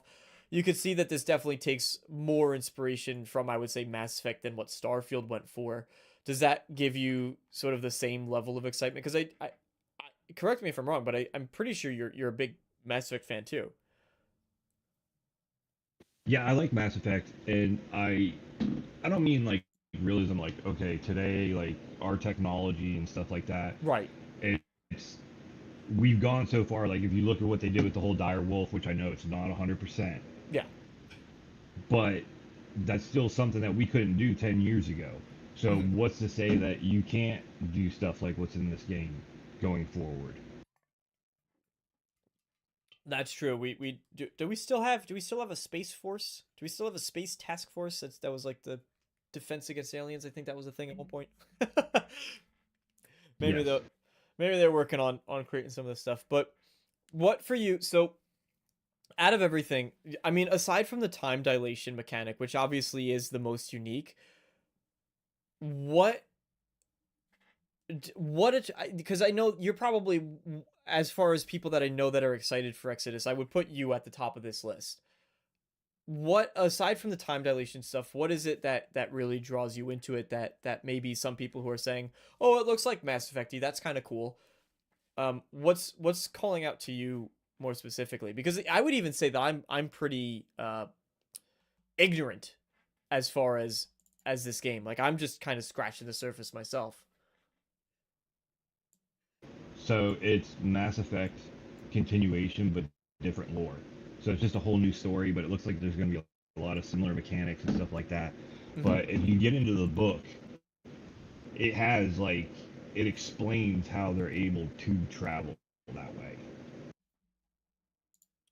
Okay, all right. So it's sort of like what is it? It's sort of like Mass Effect did try to do that in some, they tried to explain that, some things work off dark matter and some things work this way and that, right? FTL communication, um all that stuff. So they're diving, I know that they're diving into a lot of that.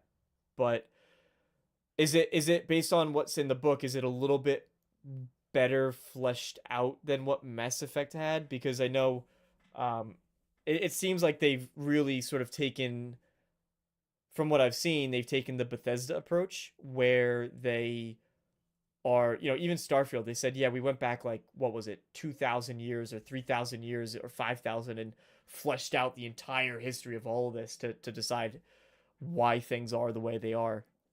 Are they kind of going that deep with it, or is it more surface level? I would say like Mass Effect, where it's like, no, they have FTL communication and it works and it's sciency, so it makes sense. Don't look into it.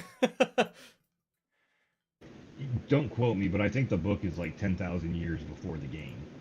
So Okay. they do kind of go pretty far back. But again, when you're dealing with, I guess, time dilation or whatever, what's 10,000 years when that person's only been traveling for a year? Yeah. So the thing that draws you into it then is the setting, the lore, and then like the time dilation stuff primarily. 100%, man. That's awesome. I really do need to give it a lot of a closer look, just because, again, I think honestly, we don't have a release date for this, do we?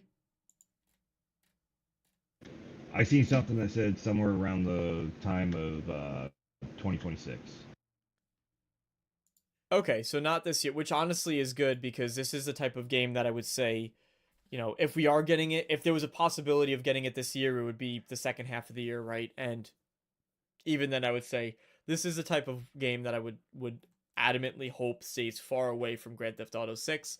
Uh, Again, unrelated games, but Grand Theft Auto is just on everybody's radars. And I think this has the potential to be, personally, based on what we're seeing and based on what we're hearing, I think it has a potential to be uh, of an incredibly impactful game for the wider industry. Like the what I see when I look at Exodus and the more I hear about it is, and I know you're a Bethesda fan too. What I see from everything Exodus is sort of when Bethesda talks about Oblivion, they constantly bring up how Oblivion set this standard, Oblivion set that standard. You know, when we released Skyrim, company, other studios started putting the compass where we put Skyrim's compass because that was something we did, and basically how these games were trendsetters in the wider industry, and Bethesda sort of lost that. When I look at Exodus, I see the potential for this to be. I mean, it's Archetype Entertainment; it's their first game, but I see the potential for this to be sort of their Oblivion, if that makes sense. If you're going for just a company, yes, but if you're going for the industry, you got to give the thanks to Mass Effect, then, don't you? Because a lot of the mechanics, like they talk about, I forget what they call it, but it's like the humans that are still connected to the elders, like are able to manipulate stuff, kind of like magic and stuff like that, and you kind of see it in some of the gameplay footage. But that was kind of like that one mechanic in Mass Effect that you could do. Biotics, yeah. Right. And so I think this is just going to be almost a copy paste of Mass Effect as far as like gameplay, because it's still good gameplay, I think. It's just going to be a much in-depth story.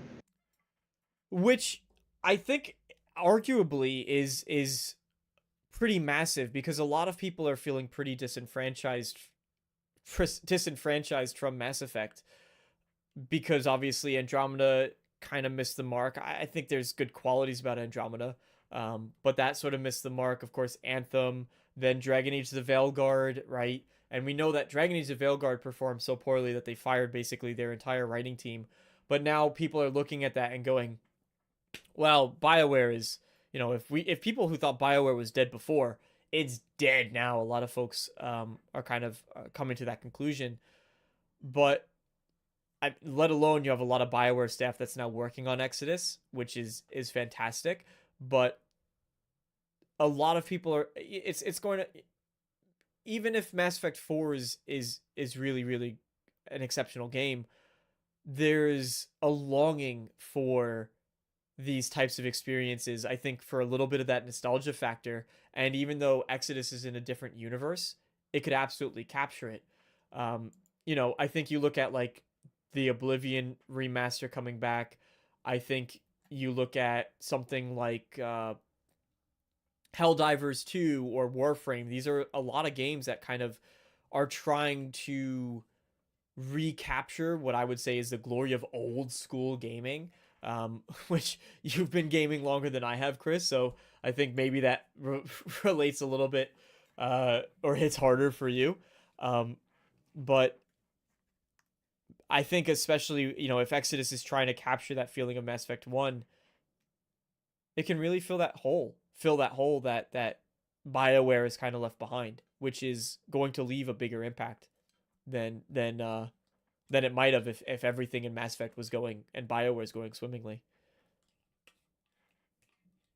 Yeah, kind of going off of what you were saying earlier about the whole trend setting thing. It's I don't know how old you are. You look pretty young to me, but Baby. there was a time on the Baby. internet when you could go onto these forums and stuff like that, and people would just be having these drawn out discussions about their different theories and stuff like that.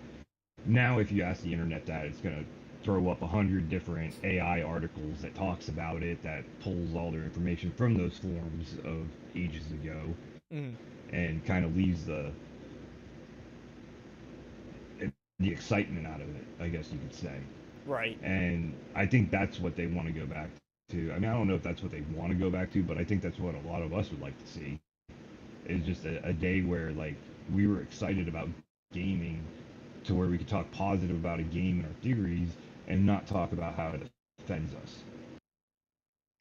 Yeah, and especially now, we've been seeing a lot of studios kind of stepping away from, oh, we think that's offensive. To be brutally honest, I think you could actually look at like Marvel Rivals. You know, they just released Emma Frost, and she just has everything, you know, on display.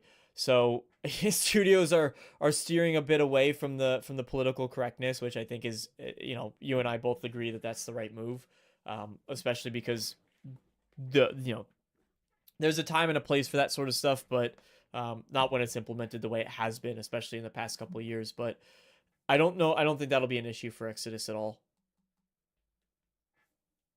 No, I think it's based too far in the future to where it's Right. really going to have anything that's going to be like modern day PC culture or anything like that. But I just mean like, I guess like just the feelings around the game. Like Right. I remember when I was a teenager and like if I told you some of the Dungeons and Dragon stuff that we did back then and how we would say, like, you'd get canceled. Oh, yeah. Let's not bring that up. We'll talk about it offline.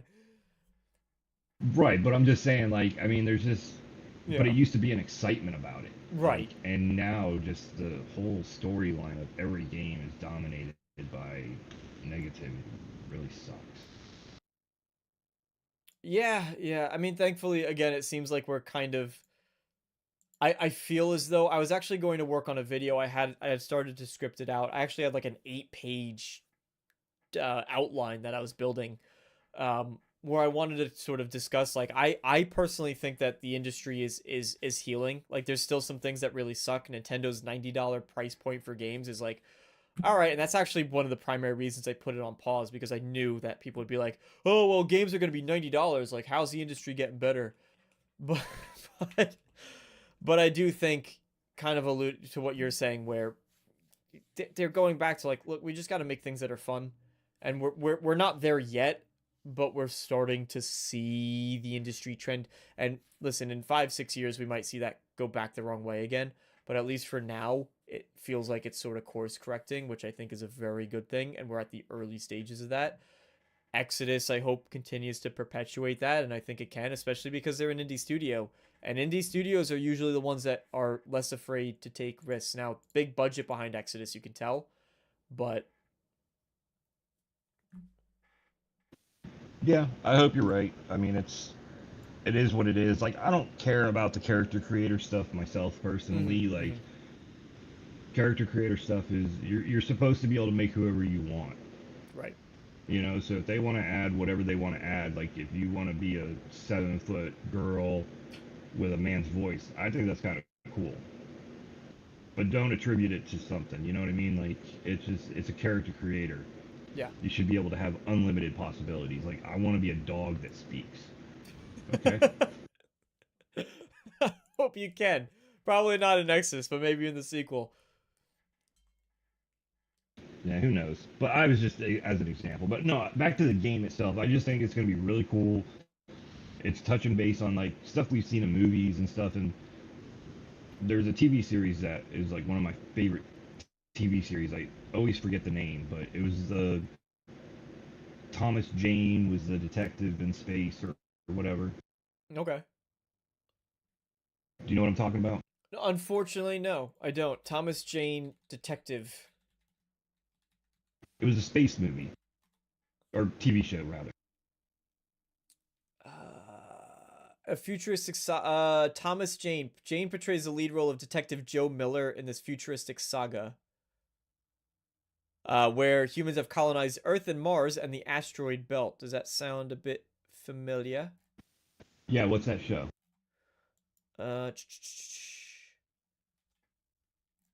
Let's see. I'm gonna rattle. Oh God, there's a low. This guy has a huge filmography.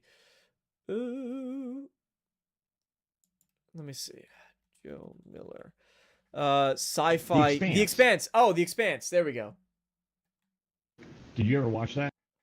It's on. No. It's on. I started watching it, and I think it's the worst possible movie reason.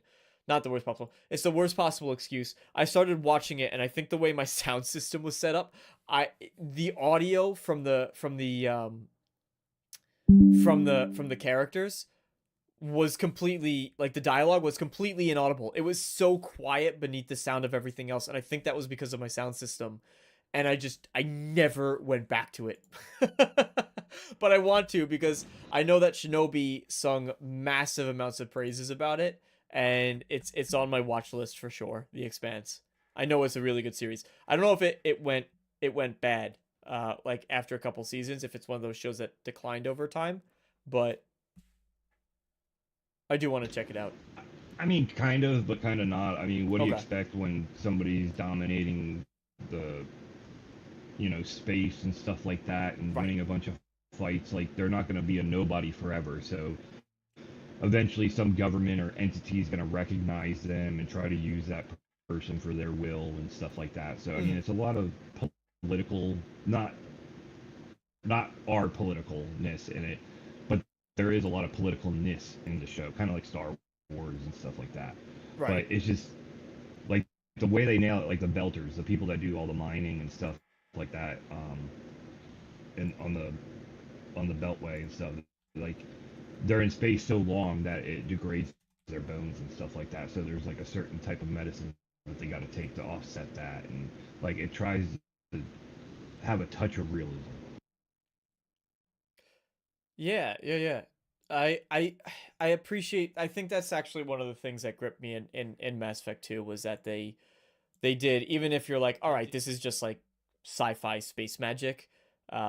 I do appreciate when they at least make the attempt to say, well, it works this way, and like blah blah blah. We have this thing that goes through, and um, if the Expanse does that, I love that, and if Exodus does that too. Um, I do want to just ask, because I think you have a lot of really good takes, and I think you have like a really great taste in the games that I do know. But I want to know a couple things. One, what is like your favorite game of all time? Just because I want to, or at least like in the top three. But I also want to know sort of what is the game that you're most looking forward to. If it's Exodus, that's totally fine. But what are you most looking forward to? And what was your most disappointing? Not like the worst game that was just bad, but the one that you were very much looking forward to, and it was just the most disappointing game for you. Um, could be from the last 5 years, could be just in your lifetime. Unfortunately, there's a lot of them that were disappointing. Yeah, that. There's a few games. So like when I was really young, I had we got the Super Nintendo, or not the Super Nintendo, the regular NES when it first came out. I was like 6, so I was born in '81. I'm 43 years old, I believe, something like that. Um, I believe. well, honestly, I don't celebrate birthdays or anything, so I just stopped kind of counting. I feel you. Um, I get it. so I remember a game on the original Nintendo called Deja Vu. It was a detective story, first person, kind of point and clicky, and it would just show you slides of these rooms, and you would move from like one room to another. Like you didn't have any type of, you could only see it from Hmm. one perspective, and it was about a detective who lost his memory and woke up in a bathroom stall, and you had to figure out the story from there. And I thought that was really cool. I never got far, but it was like the Okay. one game that like I remember to this day that was like, man, I wish I would have been a little bit older to be able to understand it more, or maybe figure it out, um, and whatnot. Right. But I think I Yeah. was just too young to figure it out. Okay. That's Exodus is one of the ones I'm really looking forward to, but then of course anything Bethesda, like I'm reluctantly excited for, I guess you could right. say. And then games that disappoint me are basically games that like over mechanize their games. Like if there's 50 different mechanics in a game, it's like, oh, like Arma 3. It's Yeah. just way too much going on. Like Right. you Right. have to study that game to be able to play it, and I was a little disappointed. It was the first game I bought when I bought a PC and got a Steam account, and I got maybe like 3 hours on it. Oh no. That's the same thing, dude. I feel exactly the same way when I think about like I would love to try to get into games such as Total War, but I look at it and or what is it? Age of Empires is something like that, where you just have these real, these grand four times, I think it's called four times strategy, and I look at those and I just go, I can't. Not Manor Lords. No, Manor Lords is a good game, but I look at them and I just go, I can't spend the time learning that there's just 7,000 things. I love that game exists for people, but I can't do it. I can't just sit on too much happening, too many mechanics. Yeah, there's actually a game on Game Pass that's kind of like an Age of Empires but in space. I think it's called Solaris or something like that. I've heard of it. And it's one of those games where like really in-depth political system and trade system and like different planets offer different money for different goods, and you can buy at the low and sell at the high, and it's Right. almost you know it, I don't want to live life when I play a game. I want to escape life when I play a game. And so that's why kind of the hack and slash games are generally tend to be my favorite. All-time favorite would be The Witcher 3. The Witcher 3. Fantastic choice. Yes, I Have you love read that the game. books? No, I'm not a reader. I never even got around to like finishing that Archimedes engine. Gotcha. Um, I try to listen to it and stuff like that because I bought the audio book version, and I always end up falling asleep. Fair. Fair enough. I don't blame you. All right. Well, I'm actually going to be wrapping up the show in just a little bit here, but Chris, listen, it's great to be able to put a voice to the name. This has been very long overdue to be able to actually get to speak with you. So, I would love to hear offline. Maybe we could chat a little bit about some of those D&D campaigns, because I haven't wrote one in a while, and maybe you'll give me some good inspiration to do something that'll really kind of throw some of my players for a loop. Real quick, I'll just tell you, like, Yeah. we played all of them. We played Vampire the Masquerade, Werewolf. I never really got into 40K, but there was a table set up for that. Mhm. And this is back when like Magic the Gathering first came out and stuff like that. And I remember Right, you went to one the shop. You particular went to like your friend's character- store. Yeah, Yeah. yeah. And I was into like skateboarding and inline skating back then. And so we were playing a vampire game uh, campaign, and I made a vampire hunter kid who roller skated. So I just basically made myself that inline skate or whatever. And I had a couple 20s on that game, and we never did finish it, but it was pretty good. It was funny. Damn, yeah, I want to hear more about it. Yeah, that's really cool. I didn't know that you inline skate. That's not the thing I would have associated based on some of the stuff that you've shared with me. I would never go, yeah, he probably inline skates. It was big in the 90s back in Florida, and that's where I grew up. So, but I'll let you get to it, man. I Fair appreciate enough. your time, and I'll look forward to talking to you again, man. Yeah, no, I appreciate yours again. This is long overdue, but thank you again for everything that you've done to support it, support the channel. And listen, I look forward. I'm adamantly, genuinely looking forward to the next time that we can sit. Let's listen. If you have time, I know you got busy life, um, but you got kids, you got a lot of stuff going on. But maybe if you got time, we could hop on something together, play a game. That'd be great.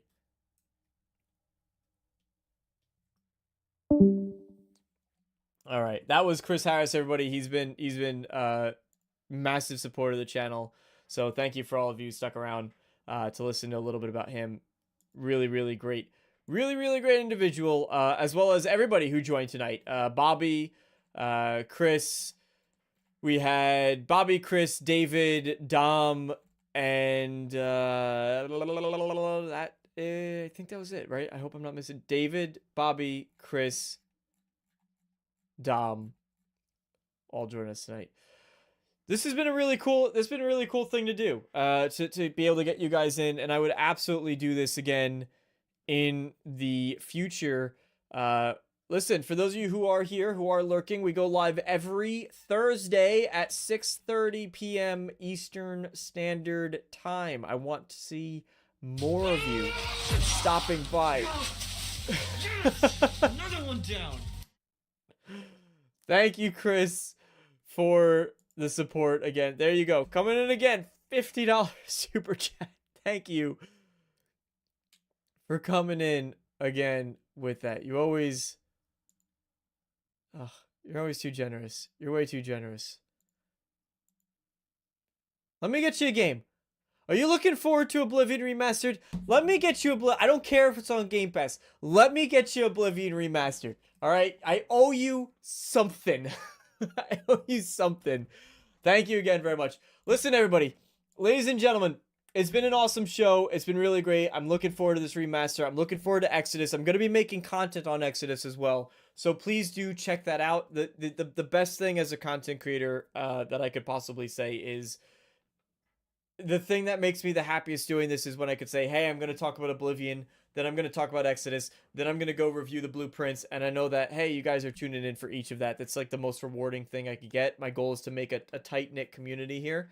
Something that feels like, hey, when we're chatting, it's like all of us hanging out together. It's not so much that I'm just this person on a screen that's chatting with you through the glass wall that's here. So thank you all who joined us live to hop on. It's been so cool seeing you jump in and chat directly with Mark. Remember, if you haven't already, please hit the like button. Yes, please do hit the like button. Dom, Zodroto, Gauss, Jonas, That Blue Number, Bobby, Chris, David, Arcane. I think that was those of you who chat. Jeremy as well. Thank you all so much for joining me here tonight. We go live every week, Thursdays, 6:30 p.m. Eastern Standard Time. You could catch me if you want an extra double dose of DeMarco. You could join me on Tuesdays at 6 p.m. Eastern Standard Time on the Renegade Realm podcast over on Red Wolf Renegade's channel. So you can go join me there. Of course, as we're leaving, I see a lot of people hopping in. So I'm getting ready to play me some Indiana Jones. Oh, Indiana Jones is goddamn great. Baboons! Welcome! We'll be playing some Oblivion Remastered. Yes, we'll be playing that. It's supposed to come out Monday. I will be streaming that. The earliest I'll probably be able to start is around 2 to 3 p.m. Maybe a little bit earlier if I get lucky.